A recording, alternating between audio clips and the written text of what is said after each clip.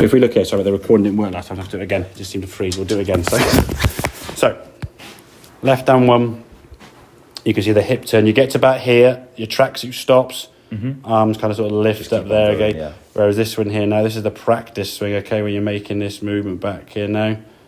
There you go. So that was your first. That was your first one on the right. This is your old one. That's your first one there where you start moving, and then there's that big drop. Club coming outside. This was your practice swing. Was it the practice swing? Yeah, that was the practice swing. There you go. So you're turning back there. That's good, and it keeps going. So you can see a t-shirt now revealing there, and that depth of that right hip pocket is just getting further back around. It feels massive, doesn't it? Yeah. Gone maybe like that much further. It just feels like nothing. And when feels like you said, like I'm just doing that. Exactly, and a big turn with the hips on the way back. Yeah. It's gone are the days of where we said, you've got to try and turn your shoulders 110 degrees and turn hips 20. Yeah. You could do that, but after when you get to my age, you'd be like, your back will be in bits, and it's not going to work well. So you're able to get more depth. So your arms get nice and high.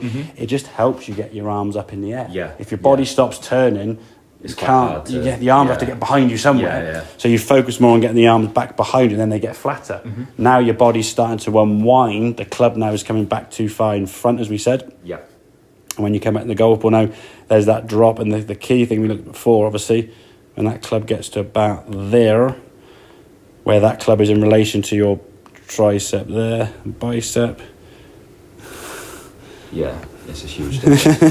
It's through my shoulder. Exactly. And that's what we got to try and get. And then as you come down here now, then as you transition down, you get to about here, that club kind of working through your forearm. The fact you're a little bit above that is because it'll give you a little bit of a fade, but that's fine. But you haven't got to try and manipulate that golf club. And I say when you get to about here somewhere, once you're there, do what you want. You can control, manipulate the face. You can draw. You can fade. When you're out over the top, and this shoulder, the recentering of that, where your left shoulder gets down, the right shoulder goes forward. Really got one shot. Okay. Now, it can be a stock shot, but it's just a very, I suppose, limited to the level you want to get to. That's the way I look at it and stuff. To get to sort of single figures as you have done, you can do that. Okay. But you're struggling left to right wins. You'll struggle ball below your feet. And the fact you're tall anyway, ball below your feet, left to right win on the feet. It's an absolute nightmare for you. You'd be like, 60 yards left, is it an absolute... Or try and smother, rake and hook it and hope for the best, okay? So getting that club to work kind of more up on the way back, it just gets that club on a much better angle. So when you come back to the golf ball here, this is obviously the one when the ball's in play. You're not as high, but at least the hip there is starting to move and keep twisting there. Get the arms up, coming back down through here now. It's still down through this part of your arm rather than what it was sort of steeper there. Club path now into the golf ball, and the right-hand one was a bit outside.